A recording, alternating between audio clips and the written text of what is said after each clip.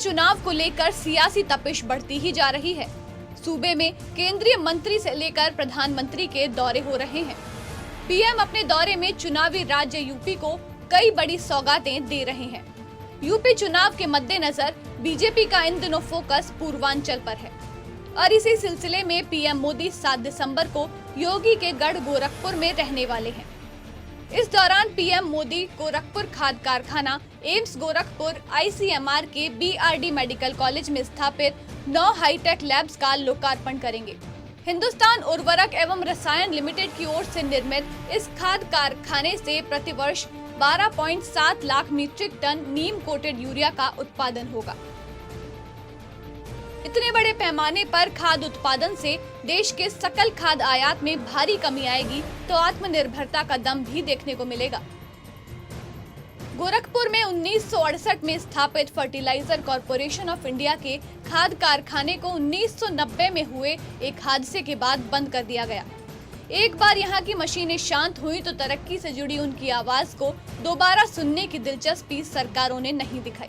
लेकिन 1998 में गोरखपुर से पहली बार सांसद बनने के बाद योगी आदित्यनाथ ने संसद के हर एक सत्र में खाद कारखाने को चलाने या इसके स्थान पर नए प्लांट के लिए हमेशा आवाज बुलंद की। 2014 में प्रधानमंत्री बनने के बाद नरेंद्र मोदी ने उस समय के तत्कालीन सांसद और मौजूदा मुख्यमंत्री योगी आदित्यनाथ की इस मांग पर संजीदगी दिखाई और 22 जुलाई 2016 को नए खाद कारखाने का शिलान्यास कर पूर्वी उत्तर प्रदेश को बड़ी सौगात दी। मार्च 2017 में योगी आदित्यनाथ के मुख्यमंत्री बनने के बाद खाद कारखाने के निर्माण कार्य को पंख लग गए। इस खाद कारखाने की खास बात ये भी है कि यहाँ पर्यावरण अनुकूल प्राकृतिक गैस आधारित प्लांट लगाया गया है। गोरखपुर खाद कारखाने के निर्माण में करीब 8,000 करोड़ रुपए की लागत आई है। कारखाना परिसर में करीब 30 करोड़ की लागत से विशेष रबर डैम भी बना है, जिस पर गोलियों का भी असर नहीं होगा। HURL के इस खाद कारखाने की उत्पादन क्षमता 3,850 मीट्रिक टन और प्रतिवर्ष 12.7 लाख मीट्रिक टन उर्वरक उत्पादन की है।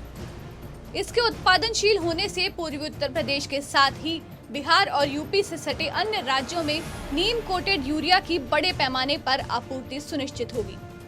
यही नहीं, आने वाले दिनों में गोरखपुर में बने यूरिया से पड़ोसी देश नेपाल की फसलें भी लहलहाएंगी। बीते फरवरी महीने में खाद कारखाने का उद्घाटन होना था, लेकिन कोविड के चलते ये काम पूरा होने में देरी हो गई।